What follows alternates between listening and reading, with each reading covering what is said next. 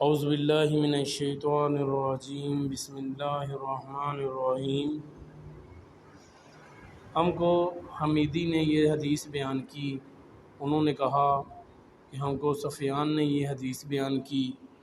وہ کہتے ہیں کہ ہم کو یحییٰ بن سعید انصاری نے یہ حدیث بیان کی، انہوں نے کہا کہ مجھے یہ حدیث محمد بن ابراہیم تیمی سے حاصل ہوئی۔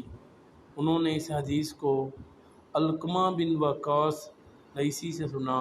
ان کا بیان ہے کہ میں نے مسجد نبوی میں ممبر رسول صلی اللہ علیہ وسلم پر عمر بن خطاب رضی اللہ عنہ کی زبان سے سنا۔ وہ فرما رہے تھے کہ میں نے رسول اللہ صلی اللہ علیہ وسلم سے سنا، آپ صلی اللہ علیہ وسلم فرما رہے تھے کہ تمام اعمال کا دارومدار نیت پر ہے۔ ہر عمل کا نتیجہ ہر انسان کو اس کی نیت کے مطابق ہی ملے گا۔ پس جس کی ہجرت ترک وطن دولت دنیا حاصل کرنے کے لیے ہوگی، یعنی جس کی ہجرت صرف دنیا کے لیے ہوگی یا دولت حاصل کرنے کے لیے ہوگی یا کسی عورت سے شادی کی غرض سے ہوگی، پس اس کی ہجرت انہی چیزوں کے لیے ہوگی، اور جن کے حاصل کرنے کی نیت سے اس نے ہجرت کی۔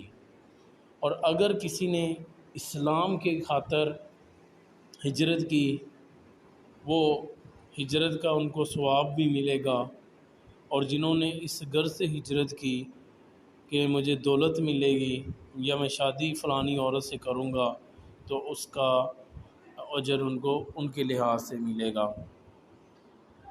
ناریٹڈ عمر بن الخطاب رضی اللہ عنہ، I hear Allah about saying the reward of deeds depend upon the intention, and every person will get the reward according to what he has intended. So whoever migrated for worldly benefits or for a woman to marry, his migration was for what he immigrated for. جزاک اللہ خیرہ۔